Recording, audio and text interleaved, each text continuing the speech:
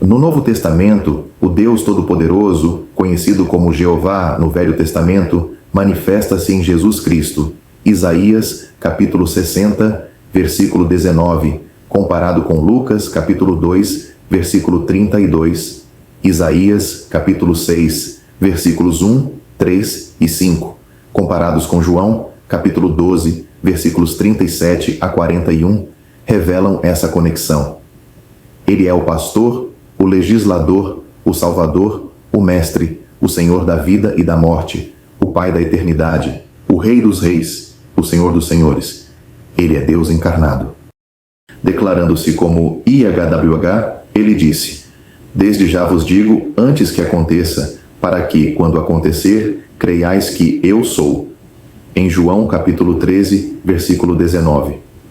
A expressão eu sou, ou ego eimi em grego, expressa sua existência eterna e sua natureza divina. Sendo ele o Deus encarnado, é legítimo que se identifique como o eu sou, o Deus eterno e autoexistente.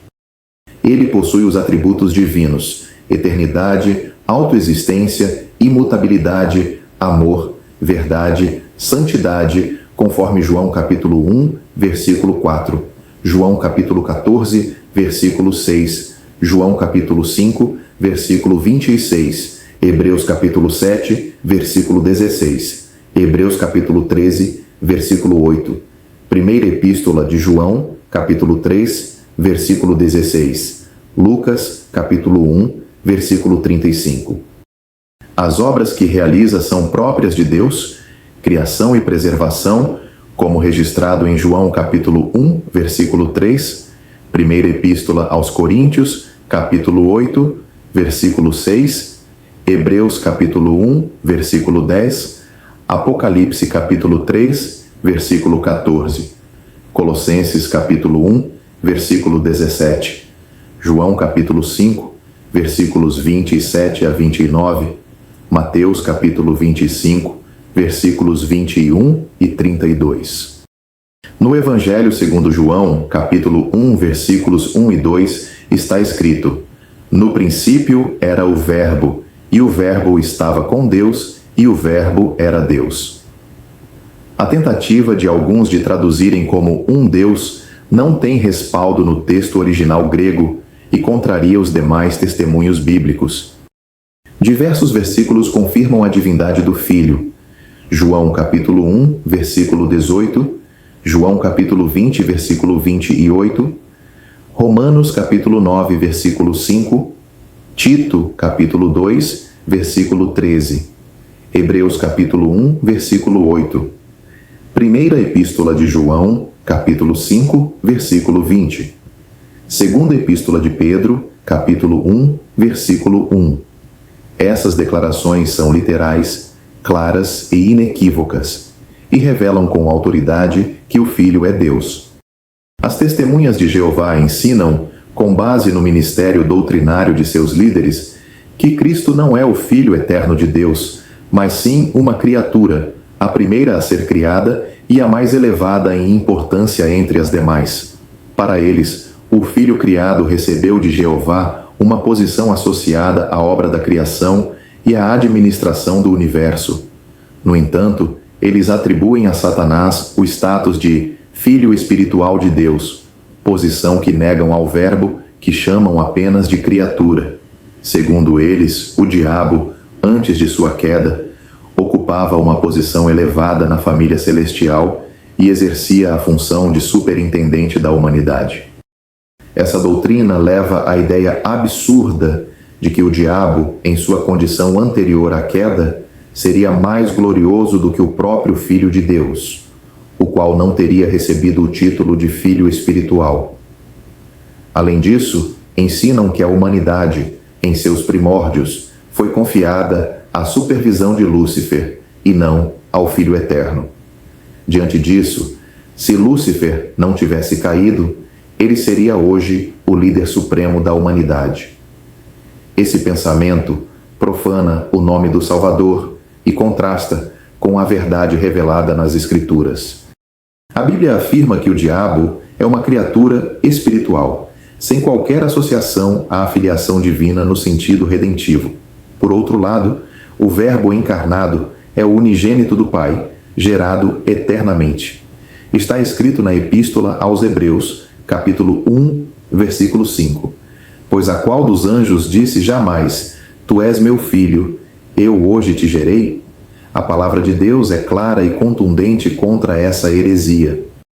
Segundo essa teologia equivocada, o diabo ainda não teria caído quando tentou o ser humano no Éden. A queda de Satanás, dizem eles, ocorreu entre os anos de 1914 a 1918. Isso implicaria que os céus foram habitados por seres malignos por séculos incontáveis. Tal doutrina ensina de forma implícita que o céu foi contaminado e transformado em um ambiente impuro até a suposta expulsão de Satanás no século XX. Essa interpretação destoa completamente da santidade celestial apresentada na Bíblia. Eles ainda sustentam que o diabo será aniquilado no juízo final. Porém, a palavra de Deus ensina que ele será lançado no lago de fogo e enxofre, onde será atormentado dia e noite para todo o sempre. Está escrito no livro do Apocalipse, capítulo 20, versículo 10. O diabo, que os enganava, foi lançado no lago de fogo e enxofre, onde estão a besta e o falso profeta, e serão atormentados dia e noite pelos séculos dos séculos. Em Mateus capítulo 25, versículo 41, o Senhor Jesus disse: Apartai-vos de mim, malditos, para o fogo eterno, preparado para o diabo e os seus anjos. E no versículo 46 do mesmo capítulo: E irão estes para o castigo eterno, mas os justos para a vida eterna. Essa doutrina contradiz flagrantemente a clareza do ensino bíblico, segundo o qual o castigo é eterno, tanto para Satanás como para os ímpios. Negar isso é adulterar as palavras do Senhor. Quanto à mortalidade de Cristo, ensinam que o homem Jesus era mortal e não possuía alma imortal. Segundo eles, Jesus recebeu a imortalidade como recompensa por sua fidelidade. Assim, transformam o Salvador em um ser que conquistou sua própria imortalidade, como qualquer outro que, segundo eles, for fiel. Esse ensino nega a natureza divina do Senhor e estabelece a salvação pelas obras. No Evangelho segundo João, capítulo 11, versículo 25, o Senhor afirmou: Eu sou a ressurreição e a vida. A Escritura declara que Jesus Cristo é Deus, eterno e imortal por essência. Em 1ª Epístola de João, capítulo 5, versículo 20, lemos: Estamos no verdadeiro, em seu Filho Jesus Cristo. Este é o verdadeiro Deus e a vida eterna. No livro do profeta Isaías, capítulo 9, versículo 6, está escrito: Porque um menino nos nasceu, um filho se nos deu, e o governo está sobre os seus ombros, e o seu nome será Maravilhoso Conselheiro, Deus Forte, Pai da Eternidade, Príncipe da Paz. A primeira epístola a Timóteo, capítulo 6, versículos 14 a 16, apresenta o Senhor Jesus glorificado como aquele que possui imortalidade, habita em luz inacessível e é o único soberano, Rei dos reis e Senhor dos senhores. Ele é o sumo sacerdote imutável, que vive para interceder pelos seus, como ensina a Epístola aos Hebreus, capítulo 7, versículos 23 a 26. As testemunhas de Jeová negam também a ressurreição corporal de Cristo. Afirmam que ele foi ressuscitado como uma criatura espiritual invisível e que seu corpo desapareceu ou foi dissolvido. Alegam que o corpo no qual ele apareceu aos discípulos foi apenas uma materialização temporária. Contudo, o Evangelho segundo Lucas, capítulo 24, versículos 38 a 42, registra o próprio Senhor dizendo: Vede as minhas mãos e os meus pés, que sou eu mesmo. Apalpai-me e verificai, porque um espírito não tem carne nem ossos, como vedes que eu tenho. Depois disso, ele comeu diante deles para provar que estava fisicamente vivo. No Evangelho segundo João, capítulo 20, versículos 19 a 29, o Senhor mostra as mãos e o lado, permitindo que Tomé o tocasse. Em Atos dos Apóstolos, capítulo 1, versículos 9 a 11, lemos que Jesus foi elevado ao céu à vista dos discípulos. A primeira epístola aos Coríntios, capítulo 15, reafirma que a ressurreição é corporal. Se o corpo físico de Cristo tivesse sido dissolvido ou escondido, isso tornaria Deus um enganador, pois a ressurreição corporal foi testemunhada pelos apóstolos e registrada nas Escrituras. Como pode alguém que ama a verdade negar a realidade do corpo ressuscitado do Senhor? Os que negam a ressurreição física de Cristo demonstram profundo desrespeito ao Pai e ao seu Filho. É preciso rejeitar tais doutrinas e afastar-se de quem as propaga, pois não procedem da verdade, mas de corações que não reverenciam a santidade do Redentor. Os chamados testemunhas de Jeová pregam e ensinam que não há inferno, a não ser como sinônimo de sepultura. No entanto, sustenta-se com firmeza, pela autoridade das Escrituras Sagradas, a realidade da Gena, o lugar de tormento eterno, um estado de sofrimento consciente e ininterrupto. Esse lugar está reservado para os que rejeitam deliberadamente a verdade, para os réprobos, os apóstatas incorrigíveis e os anjos caídos, conforme exige a imutável justiça divina. A doutrina bíblica do inferno não é uma invenção humana nem agride a razão ou o bom senso. Os que negam sua existência recorrem a interpretações que reduzem os termos bíblicos como Sheol, Hades, Gena e Tártaro ao simples significado de sepultura. Mas as Escrituras demonstram claramente distinções entre esses termos, especialmente quanto ao destino final dos ímpios. O céu e o inferno revelam dois aspectos complementares do caráter de Deus: o amor eterno e a justiça inflexível. O amor de Deus se manifesta no gozo perene dos redimidos em Cristo Jesus. Esse amor se realiza plenamente no céu. Contudo, a ira de Deus, igualmente eterna, também se efetiva, e o lugar dessa manifestação é o inferno. Como está escrito no livro de Deuteronômio, capítulo 32, versículo 22. Porque um fogo se acendeu no meu furor e arderá até o mais profundo inferno, consumirá a terra e seus produtos e abrasará os fundamentos dos montes. E ainda, na segunda epístola de Pedro, capítulo 2, versículo 4. Ora, se Deus não poupou anjos quando pecaram, mas, havendo-os lançado no inferno, os entregou a abismos de trevas, reservando-os para o juízo. A ira de Deus contra os irremediavelmente corruptos é descrita com grande intensidade no livro do Apocalipse.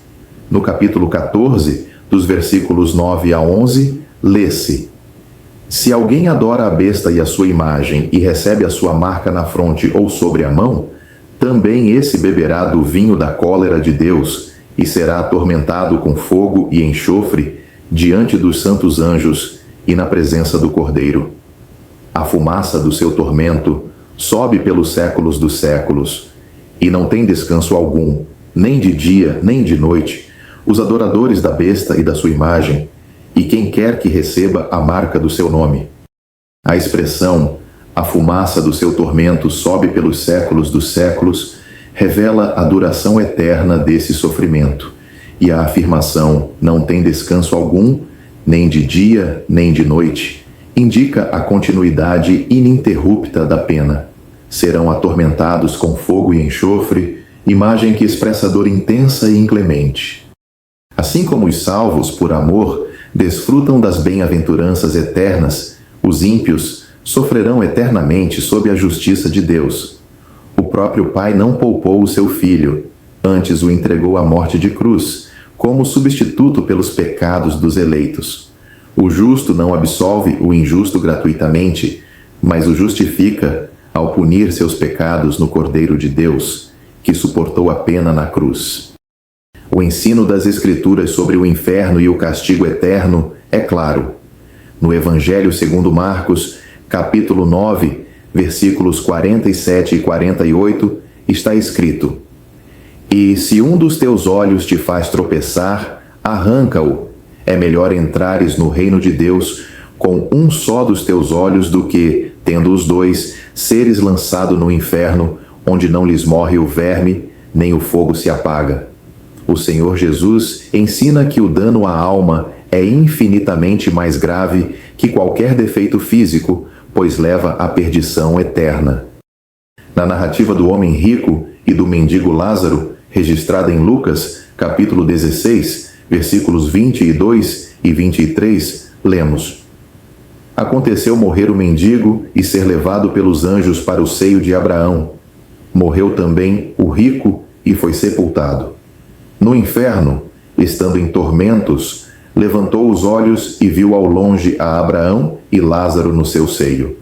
Essa história reflete uma realidade espiritual, pois o Senhor jamais usaria imagens falsas para transmitir verdades eternas. Ele confirma a existência de uma vida consciente após a morte, tanto no gozo dos salvos, quanto no sofrimento dos condenados. Ainda no Evangelho segundo Mateus, capítulo 25, versículo 41, o rei dirá aos da sua esquerda: Apartai-vos de mim, malditos, para o fogo eterno, preparado para o diabo e seus anjos. E no versículo 46, e irão estes para o castigo eterno, porém os justos para a vida eterna. Essas palavras não são simbólicas, mas expressam a sentença real e final do juiz supremo. No Apocalipse, capítulo 20, versículo 10, está escrito: O diabo, o sedutor deles, foi lançado para dentro do lago de fogo e enxofre, onde já se encontram não só a besta, como também o falso profeta, e serão atormentados de dia e de noite, pelos séculos dos séculos. Esse lago de fogo e enxofre é a Geena, destino final dos perdidos. O Hades é o estado intermediário dos mortos sem Cristo, mas, no juízo final, tanto ele quanto o Tártaro serão lançados nesse lago ardente, conforme Apocalipse, capítulo 20, versículo 14. Então, o Hades e a morte foram lançados para dentro do lago de fogo. Portanto, à luz das Escrituras, o inferno é uma realidade presente na revelação divina, onde Deus manifesta sua justiça inflexível, assim como no céu expressa seu amor imensurável. A ideia de que Sheol sempre significa sepultura é equivocada.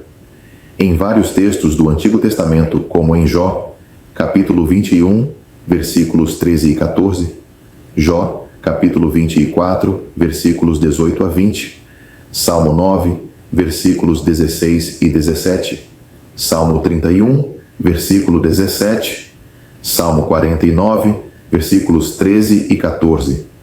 O termo carrega o sentido de morada dos ímpios, não apenas de sepultura física.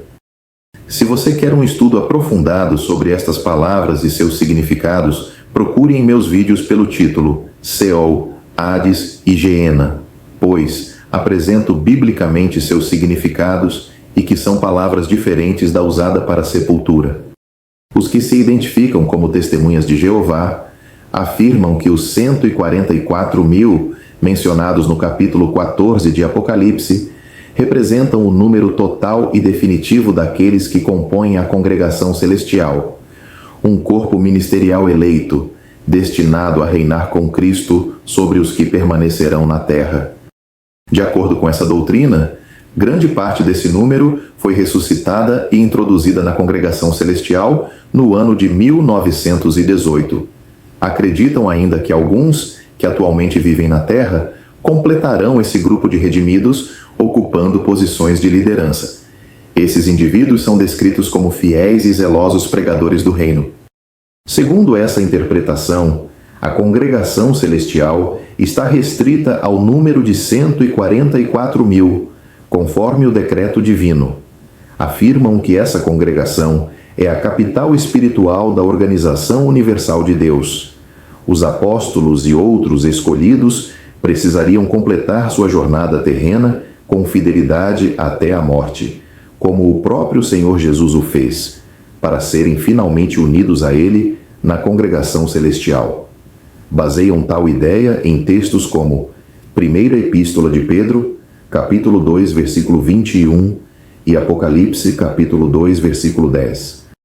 De acordo com essa crença, ao morrerem, esses escolhidos não foram imediatamente levados ao céu, mas permaneceram na sepultura até a primeira ressurreição, que teria ocorrido na vinda de Jesus Cristo ao templo de Deus no ano de 1918, conforme afirmam em apoio ao que interpretam de Lucas, capítulo 22, versículos 29 e 30, e Apocalipse, capítulo 20, versículo 6. Assim, ensinam que alguns ainda vivem na terra hoje e também devem permanecer fiéis até a morte, sendo então transformados num instante para uma existência espiritual eterna, como descrito em 1ª Epístola aos Coríntios, capítulo 15, versículos 42 ao 54 e Apocalipse, capítulo 14, versículo 13. Os que não fazem parte da congregação celestial, segundo essa doutrina, viverão na terra sob o governo de Cristo e de sua congregação nos céus.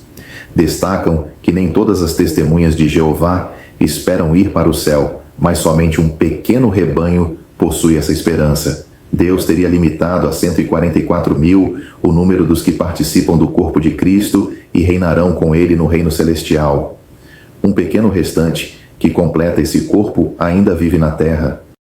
Esse número incluiria os apóstolos e as verdadeiras testemunhas do passado, que teriam ressuscitado espiritualmente em 1918. Segundo essa narrativa, ninguém viu tal ressurreição, exceto os que alegam ter recebido essa revelação espiritual. O ponto problemático está na alegação de que essa ressurreição não foi corporal. Se os corpos continuam na sepultura, o que exatamente ressuscitou? O espírito não poderia ser, já que, conforme sua própria doutrina, o espírito não é uma entidade consciente e por isso não poderia ressurgir nem exercer governo. Além disso, se admitissem que o espírito é consciente, este não morre e, portanto, não ressuscita. Essa contradição é evidente quando, por um lado, negam a realidade pessoal do espírito e, por outro, sustentam a existência de um reino espiritual composto por espíritos vivos e conscientes.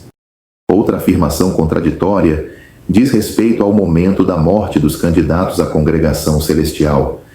Ensinam que, ao morrerem, são transformados instantaneamente em seres espirituais, entrando na congregação celestial, mas seu corpo permanece na sepultura. Alegam ainda que todas as criaturas que recebem vida de Deus por meio do reino não fazem parte da congregação de Deus, mas vivem na terra sob o governo de Cristo e de seus representantes celestiais. Dessa forma, estabelecem uma divisão entre dois tipos de salvos. O primeiro grupo seria composto por aqueles que pertencem ao corpo celeste dos 144.000, privilegiados com autoridade espiritual sobre a grande multidão mencionada em Apocalipse, capítulo 7, versículo 9. O segundo grupo seria composto por aqueles que vivem na terra, governados por esses príncipes espirituais e sem possibilidade de alcançar o mesmo nível de honra eterna. Essa distinção contradiz a unidade do corpo de Cristo, a Igreja, descrita nas Escrituras. Mais grave ainda é o fato de aceitarem essa doutrina como verdadeira. Afirmam, com base em uma leitura literal, que os 144.000 são judeus, conforme Apocalipse, capítulo 7, versículos 4 ao 8. Sendo assim, gentios não poderiam fazer parte desse grupo. Após os israelitas selados, aparece uma grande multidão de todas as nações, tribos, povos e línguas, como afirma o texto no versículo 9 do mesmo capítulo. Mesmo assim, os adeptos dessa doutrina não se colocam entre essa multidão, pois afirmam estar espiritualmente na congregação celestial. Além disso, o texto de Apocalipse, capítulo 14, versículo 4, afirma que os 144.000 são homens virgens, que não se contaminaram com mulheres. Dessa forma, mulheres não poderiam fazer parte desse grupo seleto. Entretanto, na prática, mulheres são ativamente engajadas na liderança e nas atividades religiosas da organização. Isso representa uma incoerência com o padrão literal adotado. O casamento, uma instituição divina, foi renunciado pelos 144.000 que, segundo o texto bíblico, se dedicaram exclusivamente ao Cordeiro. Considerando que líderes notórios dessa organização são casados, não poderiam, sob o rigor literal que adotam, fazer parte do grupo de virgens masculinos mencionados. Ainda sustentam que parte desse número já reina com Deus nos céus desde 1918, após uma suposta ressurreição espiritual, e que um remanescente permanece na terra como zeladores do reino. Fora dessa organização, segundo afirmam, não há salvação. A grande multidão de Apocalipse, capítulo 7, versículo 9, é considerada composta de salvos, mas sem o privilégio de pertencerem à congregação celestial. Estão submetidos aos superiores do reino espiritual. Esses ensinamentos são inconsistentes com o ensino bíblico da Igreja como um só corpo. A separação entre uma classe de salvos privilegiados e outra submissa contradiz a verdade de que todos os crentes são herdeiros com Cristo, como ensina a Epístola aos Romanos, capítulo 8, versículo 17. Além disso, o fato de os 144.000 serem descritos como judeus, homens e virgens, exclui os que se apresentam hoje como seus representantes, cujas práticas e características não se alinham com a descrição literal bíblica. Os que seguem essa doutrina não professam a verdade bíblica da expiação. Não creem que o Senhor Jesus tenha vindo ao mundo para fazer-se pecado por nós, como está revelado em 2 aos Coríntios, capítulo 5, versículo 21, e por consequência, que tenha sofrido a penalidade devida aos nossos pecados em nosso lugar. Não aceitam a realidade de que o Senhor Jesus ofereceu um sacrifício eterno, eficaz e suficiente. Para eles, Cristo não substitui o pecador de forma vicária, mas apenas, por sua existência sem pecado, proporciona uma possibilidade de resgate aos que o seguem e se mostram absolutamente fiéis a Deus e guardam todos os seus mandamentos. Segundo essa doutrina, o resgate do pecador se dá pela introdução, no meio da humanidade, de um homem sem pecado. Não há, portanto, substituição, nem expiação, tampouco regeneração. Os benefícios do sacrifício de Cristo seriam alcançados apenas por aqueles que permanecerem fiéis até o fim. Assim, a salvação, de acordo com essa visão, depende do mérito do pecador e é resultado de obras piedosas oriundas do esforço humano. O princípio reformado da salvação pela graça somente é rejeitado, bem como a doutrina da fé salvadora como dom gratuito de Deus. A fé, para eles, não é uma dádiva divina, mas um produto racional, fruto da vontade e decisão do homem. Aqueles que aspiram ao resgate devem se informar a respeito da misericórdia de Deus em Cristo Jesus e manter-se firmes nessa convicção. O resgate, conforme essa perspectiva, não se apoia no sacrifício vicário do Senhor Jesus, mas em sua obediência pessoal e na obediência de seus seguidores. Por meio de sua obediência irrepreensível, Jesus teria provado a perfeição de seu corpo humano e sua devoção ao Pai, sendo por isso exaltado e constituído sumo sacerdote, entrando no céu para oferecer o valor de seu sacrifício humano em favor daqueles que lhe obedecem. O sangue derramado de Cristo não redime, mas seu sacrifício perfeito oferecido ao Pai resgata. A obediência é o caminho para se alcançar os benefícios desse sacrifício. A escatologia ensinada por esse grupo apresenta ideias particulares. Afirma-se que, no ano de 1914, Cristo teria retornado de forma invisível à Terra, encerrando o tempo dos gentios e iniciando o tempo final do reinado de Satanás.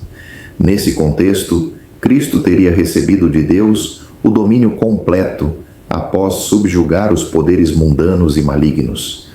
Em 1918, teria entrado no templo espiritual, iniciando uma purificação que marcaria o começo do julgamento e da inspeção de seus seguidores espiritualmente gerados. Os seguidores falecidos teriam ressuscitado não em corpos físicos, mas espirituais, e se juntado a Cristo nesse templo espiritual, cuja localização é indefinida. Os vivos não podem encontrar os que foram ressuscitados, mas pela força divina permanecem fiéis até a morte. Após a morte, seriam transformados por Deus e entrariam na vida espiritual do templo, onde estariam todos os eleitos destinados a reinar com Cristo. Quando o número total de 144.000 estiver completo, a obra se encerrará. Atualmente, alguns ainda permanecem vivos na terra, como testemunhas desse reino teocrático. Além da ressurreição dos 144.000, ainda em andamento, haverá uma ressurreição terrena após a Batalha do Armagedon, evento descrito como uma guerra sangrenta e terrível, em que Satanás será derrotado e acorrentado por 1000 anos. Os seguidores vivos não participarão dessa batalha, pois o próprio Deus, por meio de Cristo e seus anjos, será quem lutará. No fim desse milênio, Satanás será solto e terá a incumbência de provar a fidelidade dos sobreviventes, buscando usurpar a posição de Deus, arrastar a humanidade à incredulidade e promover uma nova rebelião. Aqueles que caírem nessa tentação serão lançados com Satanás no lago de fogo e enxofre, onde sofrerão destruição eterna.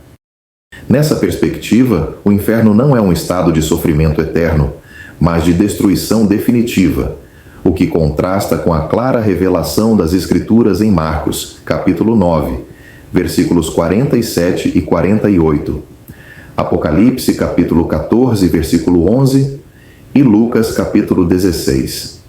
Essa doutrina pressupõe a inexistência da alma como entidade separada. Para eles, o ser humano é alma e não possui uma. A morte é considerada o fim da existência, o que torna inconsistente sua própria doutrina de ressurreição, pois o que eles chamam de ressurreição seria, na verdade, o início de uma nova existência, desconectada da anterior. A palavra de Deus, no entanto, revela outra realidade em Filipenses, capítulo 1, versículos 21 a 23. Dessa forma, essa escatologia nega por completo o castigo eterno, mesmo diante de abundantes evidências contrárias nas Escrituras. O primeiro nome de Deus revelado nas Escrituras é Elohim, conforme aparece no primeiro capítulo do livro de Gênesis. Posteriormente, surge o nome YHWH, que é associado ao nome Elohim. E, no segundo capítulo de Gênesis, é traduzido como Senhor Deus, ou IHWH Elohim. A forma YHWH foi traduzida para o grego comum como Yahvé, e na Septuaginta, bem como no grego koiné, como Kyrios. Com o tempo, à medida que o hebraico deixou de ser um idioma falado e o judaísmo foi perdendo sua força, a pronúncia do idioma hebraico, que era composta por consoantes, acabou se perdendo. Já no final da era judaica e início da era cristã, os massoretas, estudiosos judeus preocupados com a preservação da tradição, desenvolveram sinais vocálicos, também conhecidos como diacríticos, com o propósito de recuperar a pronúncia original do hebraico. A partir desses sinais vocálicos elaborados pelos massoretas, surgiu em 1518 da nossa era uma forma de pronúncia construída por meio da junção dos sinais de duas palavras distintas, Elohim e Adonai. A letra E foi retirada de Elohim, e as vogais O e A vieram de Adonai. Foi assim que se formou a pronúncia Jeová. Portanto, a forma como muitos passaram a pronunciar o nome de Deus como Jeová teve origem apenas a partir de 1518. Aqueles que insistem em uma literalidade histórica, ao buscarem fidelidade à forma mais antiga do nome divino, deveriam considerar os termos Yahweh ou Javé, os quais estão mais próximos da pronúncia derivada do tetragrama sagrado IHWH. Por esse motivo, as traduções mais modernas das Escrituras, ao utilizarem uma linguagem atualizada, optaram por não empregar a forma Jeová ao se referirem ao nome de Deus.